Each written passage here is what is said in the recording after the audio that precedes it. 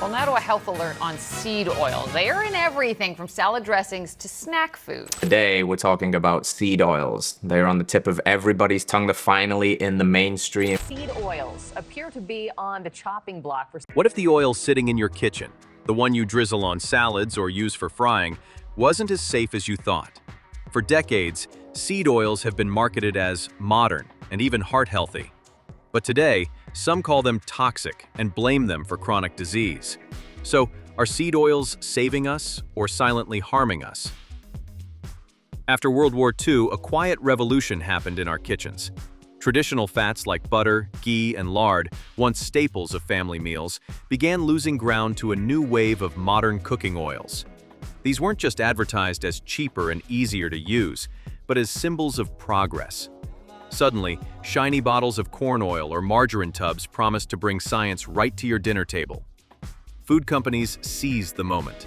With rising fears about heart disease, seed and vegetable oils were marketed as the cholesterol-free answer to better health. Ads showed glowing families, golden liquid pouring smoothly into frying pans, and doctors in white coats nodding in approval.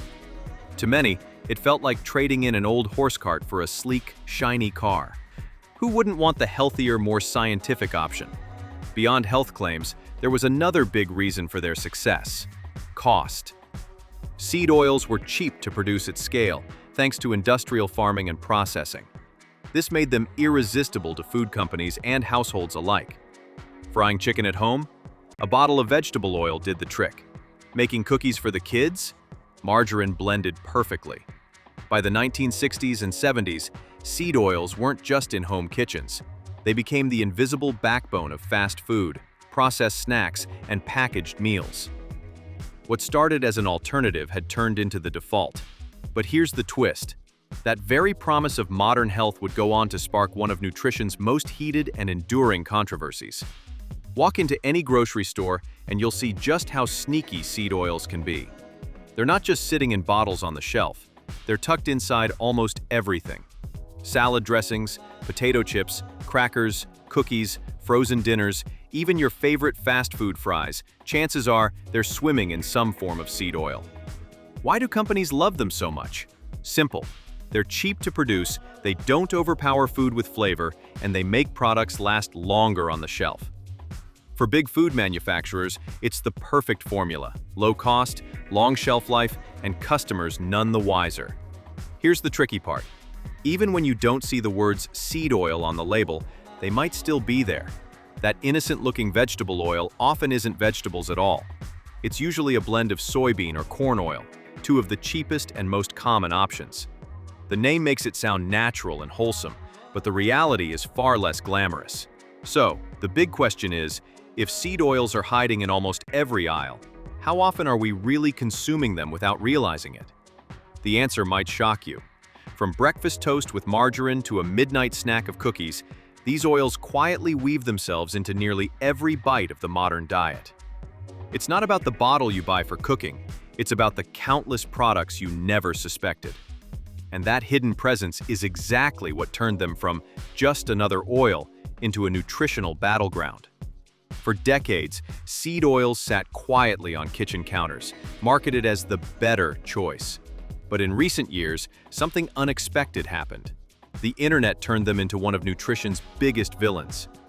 Critics claim these oils are overloaded with omega-6 fatty acids, which they say can fuel chronic inflammation, obesity, and even heart disease. Suddenly, the same bottles once praised for saving lives are being called toxic. This flip in reputation is startling.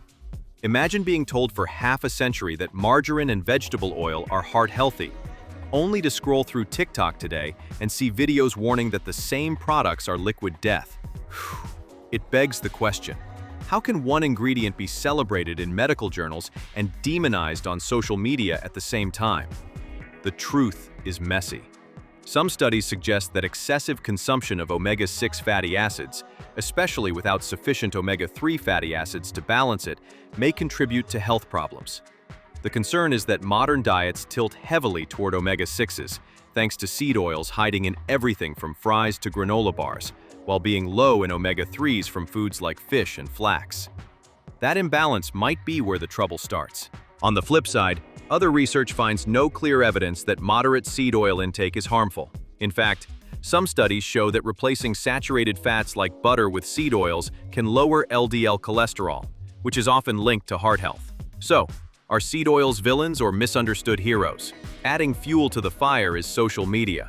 Wellness influencers post dramatic clips warning that seed oils are poisoning your body, while registered dietitians push back, pointing to decades of research supporting their safety. Nutrition journals and flashy viral TikToks clash in real time, leaving viewers more confused than ever. And that's the heart of the controversy. Two completely different stories about the same bottle of oil. Do you trust the clinical studies backed by decades of data, or the compelling voices on your feed insisting they've uncovered a hidden truth? The debate isn't just about food anymore.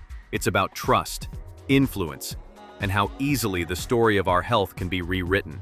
If you ask mainstream nutrition experts, the case for seed oils sounds pretty convincing. They point to studies showing that replacing saturated fats like butter or lard with seed oils helps lower LDL cholesterol, the so-called bad cholesterol. Since high LDL has long been associated with heart disease, this shift was seen as progress. Millions of people worldwide cook with seed oils daily, and for many, there's no sign of harm. Supporters also highlight that seed oils are plant-based, affordable, and widely accessible. For countries battling both poverty and rising rates of heart disease, they became a simple solution. From hospital dietary guidelines to public health campaigns, seed oils were held up as proof that modern nutrition was moving us toward longer, healthier lives. But the critics tell a different story. They argue that the industrial processing behind these oils, high heat, chemical solvents, and refining, creates compounds that may oxidize or break down in harmful ways. On top of that, the heavy load of omega-6 fatty acids raises red flags. In excess, omega-6s are thought to tip the body into a state of chronic inflammation, potentially fueling conditions like diabetes, obesity, and even cancer. So, which is it? Life-saving or life-threatening? That's where the gray area comes in. The real problem may not be seed oils themselves, but how much we consume them, and in what context. Diets overloaded with processed foods make seed oils unavoidable, often crowding out healthier fats like omega-3s from fish, walnuts, or flax. Balance, it seems, might be the missing piece. Think of it this way. Is the villain the oil itself, or the modern food environment that puts it in nearly everything you eat? That's a question nutrition science hasn't fully answered yet. One thing is clear though, your choices matter. Cooking with a splash of canola oil isn't the same as eating fast food fries 5 times a week. The science may not be settled, but that doesn't mean you're powerless. What you put in your cart, and ultimately in your body, still shapes your health more than any headline or TikTok debate. Here's where things get tricky. Not just in the science, but on the shelves. Take a walk down the cooking oil aisle and notice how often you see bottles labeled simply as vegetable oil. Sounds healthy, right? The word vegetable makes you picture something fresh from a garden. But in reality, that label usually masks a cheap blend of seed oils like soybean or corn. Nothing wrong with being affordable, but the branding makes it sound far more wholesome than it really is. Food companies know exactly what they're doing. For decades, they've plastered labels with big, reassuring words like cholesterol-free or heart-healthy. Technically, it's true. These oils don't contain cholesterol, but that doesn't mean they're automatically the best choice for every diet. By leaning on medical buzzwords and simplified claims, companies make consumers feel like they're making the smarter, safer purchase. And here's the kicker. How often do we actually flip the bottle around and read the fine print? Most of us trust the front label without question. It's a classic case of marketing shaping our perception before we even think twice. So, here's a question. Are you buying what's genuinely better for your health, or just what's been cleverly packaged to look better? That's the blurred line where profit meets perception. And it's why seed oils have managed to stay such a dominant force in modern diets, despite all the controversy surrounding them. So where does that leave us? The truth is, seed oils are nearly impossible to avoid. They're in snacks, sauces, frozen dinners, and just about every fast food item you can think of. Cutting them out entirely would mean cutting out most of the modern grocery store. But here's the good news. Occasional use isn't the problem. Drizzling a little canola oil on your pan while cooking dinner at home isn't going to wreck your health. The real concern comes when seed oils dominate your diet through processed foods, fried meals, and snacks that rely on them heavily. That's when balance starts to tip in the wrong direction. So what's the smarter move? Swap where you can. Extra virgin olive oil for salads and sautéing, avocado oil for high-heat cooking, maybe even coconut oil or ghee for certain recipes. These aren't miracle fixes, but they help diversify the kinds of fats in your diet and give your body a healthier balance. And here's the key question. Do you want to let food companies decide how much seed oil ends up in your body? Or do you want to make that call yourself? Awareness is power, and it starts by simply reading the label. So seed oils, everyday staples or hidden health hazard? Maybe the answer isn't in banning them outright, but in how often you reach for that bottle. And that's all about it. If you liked this video, please give a thumbs up. And if you like more updates, subscribe to our channel. Don't forget to click on the bell icon so you don't miss any videos and get notifications on time. Don't hesitate to give suggestions for our videos. See you in the next one.